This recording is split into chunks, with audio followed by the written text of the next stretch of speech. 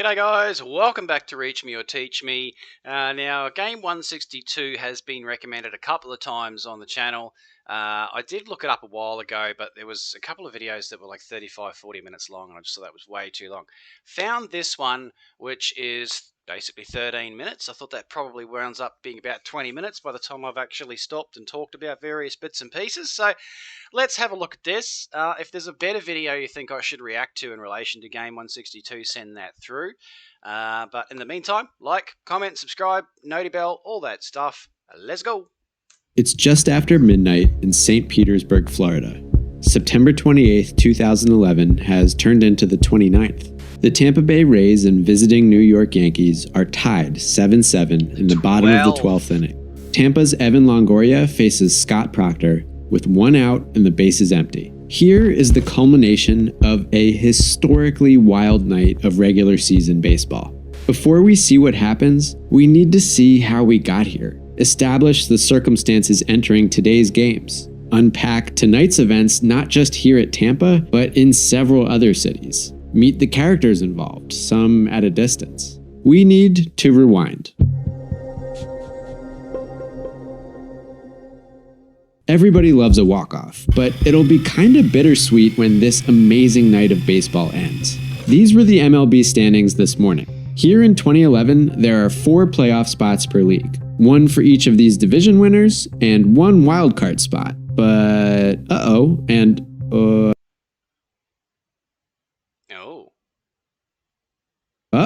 these are ties. Wow. What are the odds of that?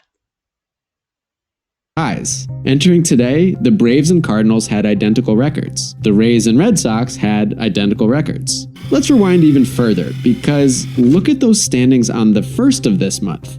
The Rays were nowhere near the American League wildcard spot. Same deal for the Cardinals in the National League. These two rallies happened in parallel. They're not connected. But understanding the Cardinals' wild comeback will help us appreciate the even stranger Rays comeback. So let's follow recent NL events through tonight. While the pole position Braves lost most of their September games, the Cards hit a hot streak, including a particularly critical series sweep of those very Braves. And tonight, the Cardinals finished their job. Chris Carpenter pitched a masterpiece against the Astros, while the bats came alive for a straightforward, drama-free 8-0 win. But what makes tonight so captivating is how, with ties in the standings, no one team controls its fate. You can't just decide to have a drama-free night. All the Braves had to do to spoil the Cardinals' perfect conclusion was win their game to trigger a 1-game tiebreaker. Atlanta faced the Phillies, who have the best record in baseball and nothing at stake. Nothing, I guess, except pride, schadenfreude, and innate thirst to cause trouble. Down 3-1, the Phillies didn't just roll over. They manufactured runs and attacked mistakes to rally. In the 13th inning of a game only Atlanta needed, Hunter Pence hit a ball just far enough to bring home the run that denied them. The Cardinals game was long over, so they got to watch the Braves collapse that secured their playoff berth. I love seeing baseball players watch baseball on TV. They look just like you and me when our friends come over in matching outfits to watch the game. It's also pretty funny when TV watching is the event directly preceding the champagne party. So that's the NL. That dynamic of needing to win but also needing help from afar applies to what you're looking at here in the AL. It's just been more complicated and much more exciting. Just like the Cardinals, the Rays had a big September. And just like Atlanta, the Red Sox pissed away their grasp on the wildcard spot. That included a lot of time spent losing to Tampa. 7 September games against the Sox gave the Rays a golden opportunity to make history. And they seized that opportunity by winning 6 of those games. The Rays entered today tied with Boston after trailing them by 9 games in early September. They're hoping to pull off a single-month rally that's never been done before. So yeah, we've got another 2-game, 4-team horse race tonight in the AL. Early on, the Rays appeared in desperate need of help from that other game. So it's quite confusing at the moment, but basically the summary of what I'm understanding so far is both the American League and the National League essentially had these ties going on for the wild card spot. So the tie is one thing, but for it to be happening in both leagues, that's pretty crazy. I think that's right. See this number? It stood alone for a while. The Yankees really went after Tampa pitcher David Price. An early 1-0 New York lead turned into 5-0 when Mark Teixeira cracked a grand slam in the second inning. Then Teixeira belted another homer to ensure Price's night wouldn't last more than 4 innings. Meanwhile, in Baltimore, the Red Sox were in good shape. The Orioles, like the Phillies, had only pride to play for, but in this case it's not because they clinched the division, it's because they suck. The O's did take an early lead, but John Lester found his footing and the Red Sox bats quickly regained their edge. Then, entering the 7th inning, some weather. The Sox headed for the clubhouse and learned some good news. Over at Tropicana Field, the silent Rays had surrendered a 7th run on this Andrew Jones homer. Probabilistically speaking, that game was over. Surely, by the time the rain in Baltimore passed, that blowout would be in the books. The Sox just had to wait, then get their 9 outs and make the playoffs. At worst, they'd blow their lead somehow and have to play a tiebreaker. While the Sox hunkered down, Boston sports writer Dan Shaughnessy telegraphed the vibes. I think the Rays are not going to win tonight. I think that the one thing that we have eliminated tonight is the Red Sox season is not going to end tonight. Confidence. But what about after the Rays loaded the bases in the 8th inning, then Yankee pitcher Luis Ayala walked in a run? They walked a run in, Dan. See, I told you. Okay, Dan, 1 run's not scary. What about another Ayala screw-up with the bases loaded? Did he just walk 2 runs in? Consecutively? What about a sac fly to make it 7-3? What about... And there it is! Low drive! Deep to left! 6-7. That's Evan Longoria rounding the bases after a 3-run homer to incredibly make it 7-6 Yankees. And here's Evan now. Let's talk about Evan Longoria a little. Longoria... So that was in the 8th. Hang on. 6 Yankees. And here's... So that was in the 8th. They're now in the 12th. So they still scored another run between the 8th and the 9th, obviously. Interesting. Evan now. Let's talk about Evan Longoria a little. Longoria is pretty young, turning 26 in a few days, but he already feels like the face of a whole era. 2008 was Tampa's first season officially known as the Rays instead of the original Devil Rays. I miss you, my flappy, psychedelic friend. As the Devil departed, Tampa welcomed one of the most exciting prospects in baseball, and Longoria delivered immediately. The young third baseman delivered near MVP caliber numbers to become the Rays' first ever Rookie of the Year. And the firsts kept coming. First winning record, first playoff berth in a great bathrobe, first playoff win, first ALCS, first trip to the World Series. Longoria's brilliant rookie season kinda petered out in the '08 World Series loss to the Phillies, but the point is, this franchise hit a boost pad. He and they have been competitive ever since. The Rays had winning seasons while Longoria made 3 straight All-Star teams and won a couple Gold Gloves in '09 and 2010. If anything, this season has been the first slight step backward for Longoria. Bugged a bit by injuries, Longoria's hitting numbers dipped. But hey, if the face of the Rays can make it 2 clutch hits tonight, he'll have put a big fat stamp on a season that's otherwise been below the standards set by his mind-boggling early career.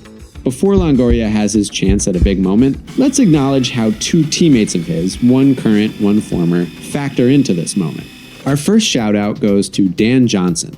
While the Red Sox sat in rain delay, they watched things get interesting in the Tampa game. But almost simultaneously with the tarp coming off the field in Baltimore, the Rays reached the brink of defeat. Down 7-6, facing Corey Wade in the bottom of the 9th, Ben Zobrist hit one deep, but not deep enough. 1 out.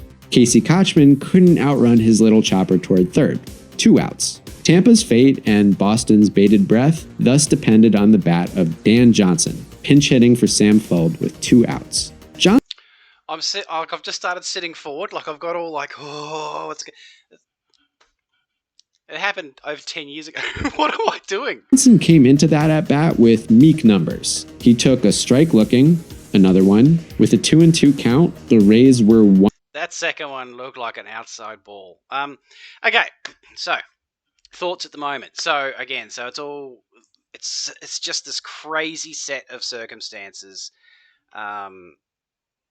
that have basically led to this this moment here at the moment, you got a batter who's averaging 108, which is very ordinary from what I can gather. I mean, again, I know good batters 300 and something. Decent's probably too high, 202. So that's saying that he only gets a run, a base hit, I believe, every 10 at bats. Is that correct? I think that's how those numbers work. And it's up to him. Bottom of the ninth. There's no one on base. 2 outs. 2 strikes. Wow. And there's multiple teams sitting there waiting to see the result. He took a strike looking, another one. That's an outside ball, is it not? Came into that at bat with meek numbers. He took a strike That's straight down the middle. Tell me what your thoughts are on this next pitch. looking, another one. With I feel like that's outside, but anyway. the 2-2 count, the Rays were 1 strike away from ceding control over their destiny to the Red Sox, who, remember, were up 3-2 in Baltimore. And then Johnson hits it down the right field line. That ball's going to be fair and gone. 7-7. Right as the Red Sox returned to the field, the Rays found new life, extending their game to extra innings. Wow. So that explains this and this. But to really capture this situation, we need to remember a former Ray.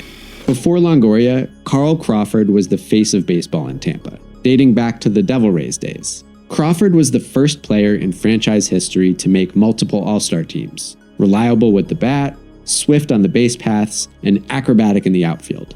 Crawford sought a big new contract last offseason, and the Rays let him walk away. We'll get to that, but first let me point out one material impact Crawford has on this scenario. Here's Tropicana Field in 2006. Note the left field fence, which is in pretty close and dips just a bit. Here is a similar view from this season. That fence in left field is way lower. That happened in 2007, and it happened because of Carl Crawford. The Rays wanted to add a little character to their big gray dome. They had an exciting left fielder, so they figured, shit, why not modify the park's dimensions to give Crawford more chances at highlight catches? The resulting bite out of the left field fence was dubbed Crawford's Corner. So yeah, a ball pulled down the left field line need only clear like head height to leave this park. But of course, Crawford's not here with the Rays tonight. He is in Baltimore. He signed with the Red Sox this offseason and has spent tonight trying to eliminate his former team from afar. Speaking of which, that game ended just moments ago. Let's see how it went. After the Sox came out of rain delay up 3-2, Crawford should have made it 4-2 with this hit in the 8th, but the O's made a terrific relay and a play at the plate. Wow. Nonetheless, Boston carried their lead into the bottom of the ninth and brought on star closer Jonathan Papelbon, who'd blown just 2 saves this season. Granted, one was against the Orioles a week ago, but anyway, Papelbon was the man for the job. He got Adam Jones swinging, got Mark Reynolds swinging, gave up a double to Chris Davis, but then got 1 strike away from retiring Nolan Reimold to end the game. But then, boink, ground rule double, tie game. With 2 outs and Reimold on second, Robert Andino came to the plate, looking hungry for a big moment. The O's had a chance to end a bland losing season with a walk-off. Andino slapped that opportunity into left, where Boston's left fielder had a chance to make the play and trigger extra innings, but did not. And I bet you know who that is. That's Carl Crawford. Crawford couldn't make the catch, the throw was late, and the Orioles went nuts like their come from This is like a movie script. behind victory actually meant something. And well, it did mean something to the Rays. Even watching on TV, you could detect a crowd of Tampa fans with one eye on their phones reacting to news of Boston's surprise defeat. The guy in the Orioles jersey definitely knew what was up. This means if Evan Longoria and the Rays get a run here, they're going to the playoffs. No tiebreaker needed. If they pull it off, it'll punctuate an incredible late season comeback. One even better than the parallel National League rally the Cardinals pulled on the Braves. And it'll end a thrilling final night of regular season baseball, one in which the participating teams and fan bases had to pay attention to multiple games at once. Longoria could end kind of a down year with a flourish. He already played a huge role in a stunning comeback that Tampa's wildcard rivals had to watch helplessly from afar.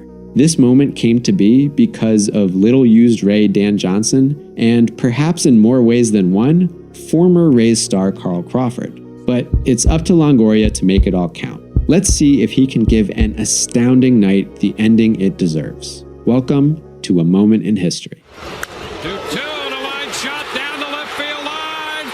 Oh, that would not have cleared the fence. Oh, this is ridiculous. The script. This is crazy. And the Rays win it. A line drive home run by Evan Longoria.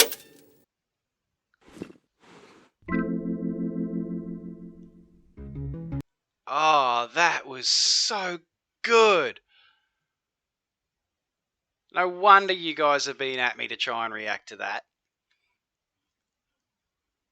I'm speechless. What an absolute soap opera. Great breakdown too. That was a really good breakdown. That was just what I needed. So, didn't need a 40-minute video, but he went into enough detail. He covered all of the main points. I think that was a fantastic summary and wrap-up of that. So, maybe I did pick a good video. Oh, that was great fun. Don't forget to subscribe, guys, if you haven't already done so, because that's what I need at the moment. We've got to build the channel. The algorithms are killing me. Subscriptions have really dropped off. So if you haven't already done so, please subscribe, guys, and we will see you in the next one.